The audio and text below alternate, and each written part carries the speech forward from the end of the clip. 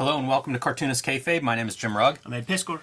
Going to look at an interesting Captain America, possibly Captain America grand design, if you will. Before I do, I want to remind everybody to like the video, subscribe to Cartoonist Kayfabe, hit that little bell icon next to the subscription to be notified when we post new videos. This will help offset the kayfabe effect. It'll let you know when a new video is up so you can hit eBay and Amazon and wherever you're looking for that back issue before everybody else. And also let the video play through to the end. What that does is helps populate the video and other comics fans' feed that aren't necessarily hip to Cartoonist Kayfabe yet. So helps spread the Cartoonist Kayfabe word. Subscribing to the channel helps mitigate the kayfabe effect because you're one of the first people to get in on the videos that we present. And this is going to be a good one because we're looking at Captain America Grand Design from Captain America issue 112. And I want to hit people, it might be prohibitively expensive. I don't know what this book costs, but it probably isn't cheap. It's an old one. But what you can probably get your hands on is Essential Captain America Volume Number 2. And I completely recommend this Essential because you get, 100 pages beyond the Kirby. You get 100 pages of Steranko in black and white. Yeah, those are beautiful. And very instructive comics to look at, man. Oh, look at this iconic page right here. You want this one in color so bad, man, because he uses every single, 64 colors that were available. So, this one would be, every green color that was possible, every orange color, every purple or blue, and pink and reds, I got to tell you, I'm page. so impressed by these essentials in that is crisp line reproduction. They did really well with that. They had photo stats of the early stuff. It's the problem is when it gets into xerography, when they're just Xeroxing the Liefeld and Jim Lee pages and stuff, where they're using digital files to create their essentials, and they're kind of just these gray things. But they had photo stats of all the old stuff. Man, that was part of the book creation process, was to have that kind of material. So get Essential Captain America number 2. You will not be sad about using your buying dollar for that. What do you call this guy right here? How do you say his name? I'd have no idea. Do you know the character? Is that Batroc? See, I call him Batroc the Leaper. Yeah. And it's probably Batroc or something. But I say you know what? No, it isn't, because it's a bunch of 7-year-olds that are pronouncing it. Yeah, for sure. So I'm just basically stilling the thunder because I will be calling him Batroc the Leaper throughout this thing because that's how I've always read it. So the circumstances behind this, you see album issue. I believe what happened is Steranko's doing a few of these Captain Americas. He kills Captain America in the issue before this, and he's going to need an extra month to get that next issue done, so they need a fill-in issue. And of course, who do you call? Jack Kirby. Hey, we need a fill-in issue. Probably turn it around in, a 3-day weekend or something like that. But what's he going to do? All he knows is Captain America just died. That's what you're going to do a fill-in issue after. Yeah, for sure. And even, Kirby, one of his sort of genius strokes is he was able to figure out how to make very dynamic pages with economy. And this issue, you see him taking even kind of more shortcuts in a way, way fewer panels per page, stuff like that. 1969. This is near the end of Kirby's that Marvel run before he goes to DC and does Fourth World. But you can see the dramatic bullet holes in his costume and his mask as they're pulling it out of the river. That's a splash page, baby. And Captain America is dead. It's such a dramatic story. For a fill-in issue, we're 3 panels in and you're already high drama with Kirby. Great color on this panel right there.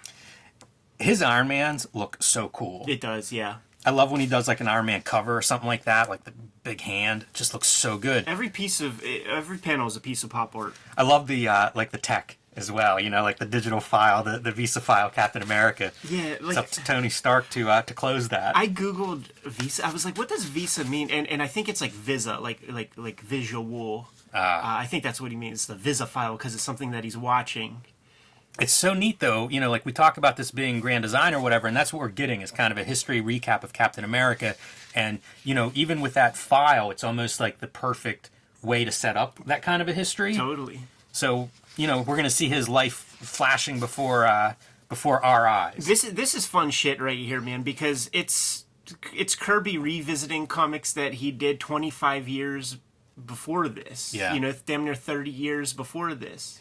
I love this page too because these are some of your panel borders that we're going to start to see more of in Kirby's work in the 70s. It's pretty early for this kind of thing, you know, like this is an early use of that sort of non-grid panel. Doesn't that look like Kamen Rider, some Super Sentai Japanese TV show character? Yes, the butterfly. That's the least intimidating name for your tough guy villain. Different times in those 40s. This reminds me of the Jerry Lewis movie, you know? Yeah, the day that laughter died. Right. Yeah. I think Drew Friedman saw it. Yeah, I think you can find it now. You cannot find it. You know, there's like one, but like if you're juiced in, you know, Harry Shearer has seen it. I also like I've been going through when I was going through Hulk. I had a lot of Hulk issues, so I would see all the ad pages and the stuff like plastic pillows. How horrible must those have been? The stuff that they would license out. A kid wakes up and has like acne. It's stuck on his face. Yeah, you just gotta peel it off. Like, Mom, get it off. All right, 1, 2, 3, Jimmy. Whoosh, so bad. Bucky with a gat. That's a great panel. All these big panels too. Like most of these pages are laid out in this kind of like 4-panel grid style. So if you do like a half-page splash on them, it's so cool looking. Zemo looks good. They all look good. You know, like every panel is kind of a killer. It's riding the motorcycles and Bucky on the back of the motorcycle ready to jump off. Very dynamic. It's such an exciting way of making comics too. And it does make me sad that we don't, like nobody does comics like this anymore. And you could argue nobody is going to duplicate Kirby, obviously. But they're so fast. Like there's so much of like, just move. You know who the closest is, man? Is like Jeff Darrow. Like Shaolin Cowboy comics work that way a lot.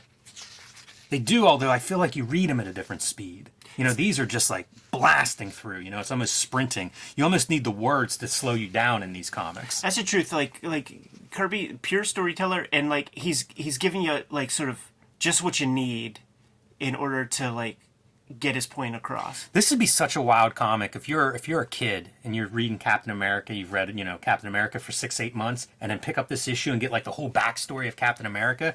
What a great issue this would be! And Bucky dying here, so big moment in the Captain America grand design history there. And then Namor in all his glory.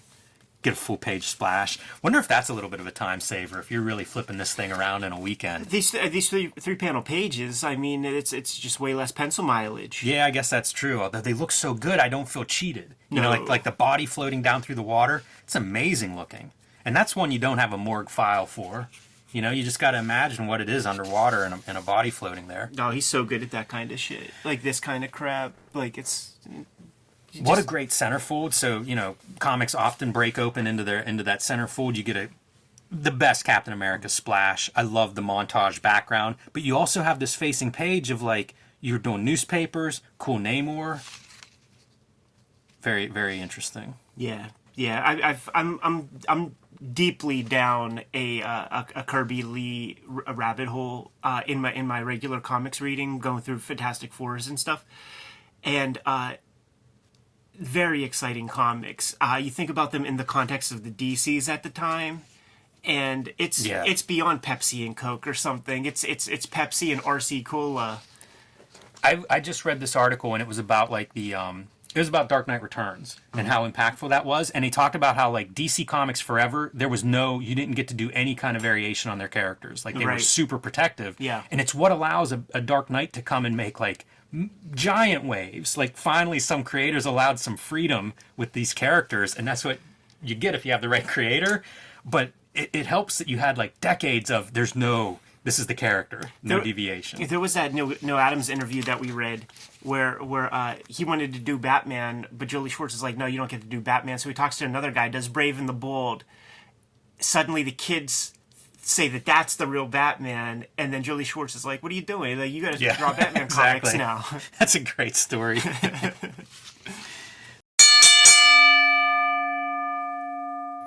If you love comics, you love Cartoonist Kayfabe, and the best way to support Cartoonist Kayfabe is to buy our books and to join our Patreons.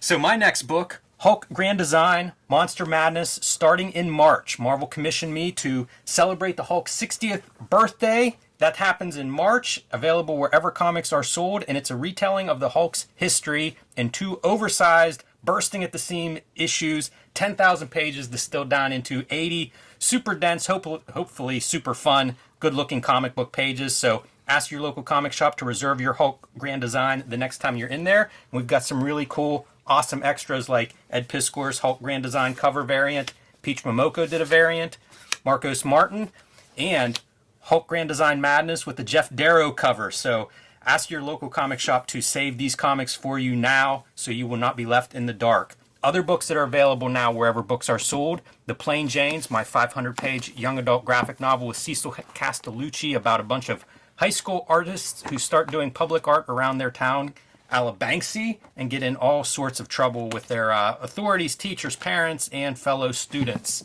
Perfect for the young adult reader in your life. And Street Angel, Deadliest Girl Alive, available from Image Comics. This collects the entire Image Comics run of Street Angel in glorious full color. 8 complete stories, including a couple of stories that were not published by Image Comics or anywhere except Mini Comics. One, a Christmas story that I actually sent to my family. So you get all of that in this Street Angel Deadliest Girl Alive trade paperback, available wherever books are sold. From Ed, we have his current magnum opus, the outlaw comic Red Room, the Antisocial Network, again available wherever books are sold, collecting the first 4 issues of Red Room. Murder on the Dark Web for Fun and Profit collects the first 4 issues, along with a bunch of great back matter, including the first written draft of Red Room, which is really cool to see. This is the kind of stuff where I would double dip when I was buying comics, and I would buy the comics and then the collections to get that back matter. The next series of Red Room, Trigger Warnings, is coming also in March, Cartoonist Kayfabe month.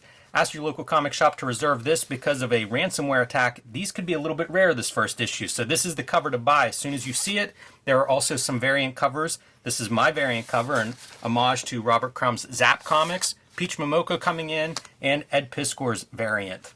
Also available from Ed is the Hip Hop Family Tree, available as single volumes or as these deluxe boxed sets. Absolutely beautiful, man. They even feel good, Ed. But 4 complete volumes. These are covering the history of hip-hop comics from the 1970s up until 1985. Nonfiction comics, perfect for the music lover in your life or the comics fan. WYSIWYG, a story about a computer hacker throughout the history of high technology. You can see a beautiful black and white comic here. And, of course, X-Men Grand Design. The whole start of Hulk Grand Design actually begins here. A retelling of the first 30 years of X-Men, 300 issues distilled into 3 beautiful volumes of X-Men Grand Design, telling one coherent story about Marvel's most popular characters and their history. And again, available wherever books are sold. You can join our Patreons at the links below this video. Now that we're done paying the bills, back to the video. So we get Captain America's thawed out of the ice now, working with S.H.I.E.L.D., Nick Fury, Agent Carter, MODOK, AIM and Hydra showing up. This is one of those fever dreams. Like, Kirby created this, and as far as we know, there's no drug abuse Right. in his life. But we could probably imagine that little sleep deprivation when you turn out maybe 6 pencil pages a day. I think that's the spirit that a MODOK gets created in, man. Like, you don't have 100% lucid mind when you create something like that, man. You're deprived of something. Have you ever read any interviews with Kirby talking about dreaming? No. Because I always, if I'm really working a lot, those long hours and stuff, it'll affect the dreams that I have. Absolutely. And I wonder with Kirby, as much stuff as he's turning around and as quickly as he is, he had to go to bed with 6-8 pages in his head. Yeah. And then have, who knows what was going on at night in that guy's mind. Totally. But another great pay. I love MODOK. I think everybody does. It's such a bizarre, one of the more outlandish design concepts. Yeah. It almost only works when comics are for 7 and 8-year-old kids. Absolutely. I was going to say that. Like as a kid, that's one of the most unforgettable villains you ever see. Because in your own drawings, you might have a character that's a giant head with arms coming out of the side or whatever. He somehow figures a way to make it work. I also wonder, what is Kirby putting in the notes? Because this is an amazing caption. Until it seemed that no foe could beat him, no danger could stop him. Not even when the very earth exploded beneath their feet. He's so heroic, Captain America. Such an ideal for that kind of thing. I like that coloring, too. You mentioned coloring earlier. Lots of good color. Lots of good color. It's very bold, it's just, the colors, independent of the line art. I think we're getting speedy. Because like there was some interesting modeling on the flesh tones of the earlier stuff where they were using like a purple, like a blue, something that you would never see in these comics of the day. Maybe this passed through a couple of colorist hands. That's possible. Batrock the Leaper. Yes. Whenever we were talking about best Kirby fights, Batrock was a candidate that several people posted. So yeah, I know the page in my mind that I think of as is like that a one of the best. 9-panel grid? Yeah. I know that page too. This is pretty badass. Anytime the splash pages show up, they always look really good. Yeah, it looks like he's ripping Captain America in half. Like totally. That is it doesn't look good for Cap. Living laser in there. Now this is an iconic image Yes. to me, and I don't know why it's I'll an tell you iconic where it's image from, to me. I Yeah, think. please tell me. How to Draw Comics the Marvel Way, I believe, Okay. uses this panel Okay, yeah. or this setup. Burn into the mind. Yes. Yeah, it's really cool, and it's for that one, it's talking about how like you create these motion, basically eye motion, and also make it dynamic, so everybody's closing in on Captain America in that image. But I think that's where it's from. And that's basically it. Iron Man signing off, giving him a salute. Rest easy, soldier. You will be avenged. And even the next issue, things are never what they seem. This is a great issue. It to is. be a fill-in that's done quickly, and you got to do it because Steranko needs this extra month. What a delivery! Yeah, this is like it's good. It's good pacing, really, because the kids read that initial piece. Now it's like you're milking it. This is like milking the climax. It's Dan Clowes showing the bullet coming at the camera, and then the next issue is going to come out 3 months later. It's just that there's an in-between one, and you get Kirby at his prime setting it up. He's teeing it up for Steranko to come through. And by the way, we have to do that trilogy. Yes, we do. Of issues, because like Steranko's coloring that stuff. There's so much cool shit going on, and it's Steranko at his prime. That's true. In mainstream comics. And Stan can't help himself. Our most honored freedom fighter, struck down in his prime by the hate-filled hordes of Hydra. Yeah, just take all the piss out of it, Stan, why don't you? Look, somebody drew on my, they X'd out all these comics. I don't know if those are books they had or books they didn't want. Yeah, man, I see 2 X's through that X-Men. Not a good sign. And a little bit of a little teaser there for the Steranko artwork. But, hell of an issue, and just one of, how many times can we show a Kirby comic and talk about how great it is? Yeah. But pinch hitting, like really coming in whenever they need him. You think about, like, within months or so, he's leaving Marvel Comics. How do you let a guy like this leave your team? No, totally. Whatever he wants, like, give it to him. This guy can come in and do this whenever you need somebody to complete an issue quickly. You got to back the money truck up. Give the guy credit. Do whatever it takes. Absolutely. And I do think that something that sort of stuck in his craw was Steranko. Like, Steranko was a breakout hit at Marvel Comics and got a lot of opportunity that Kirby didn't get. I remember reading somewhere, I think, Steranko got to write some of his own stuff or something. Did he write his own Nick Furies? Yeah. Okay, so he's seeing this kid, like, it's a house that Jack built. And now, this kid with his pompadour and shit, like that, like pre-Beatles rock and roller with a pink Cadillac and like, Jerry Lee Lewis playing on his radio or something is in here doing everything he wants, and you're still bound by Stan Lee and doing all that crap. Plus, you're seeing those Captain America and Hulk pillows or whatever, these plastic pillows, and you're not getting one dime.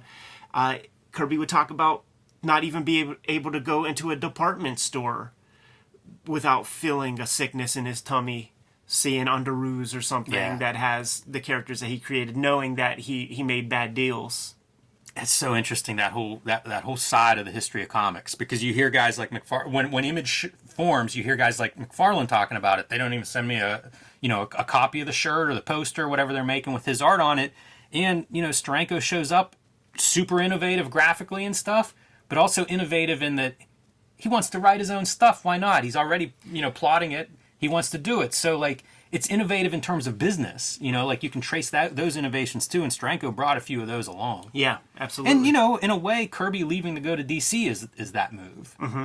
He's going to be able to edit his own books and write his own books. So, yeah, interesting times. But one of his last comics, probably, at Marvel, 1969, it's right around then that he's making his move. So yeah, I think the very last one is that Silver Surfer issue. And then I think it's even mentioned in the Bullpen Bulletin of that issue. That Kirby's going. Well, very cool issue, very cool time period, and Kirby at top of his game, like usual, like he was for decades. Leave your comments in below this video for what you imagine the first Marvel Grand Design comic to be, and Marvel Saga does not count. Kayfabers, like, follow, subscribe to the YouTube channel, hit the bell, will notify you when new vids are available. What's out there, Jimmy?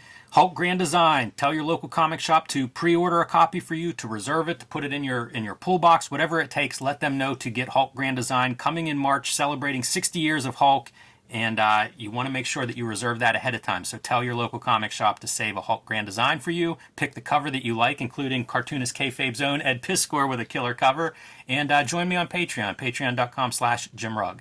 Red Room Trigger Warnings, issue number 1 is coming out in March as well. Murder on the Dark Web for Fun and Profit is the name of the game in Red Room Comics.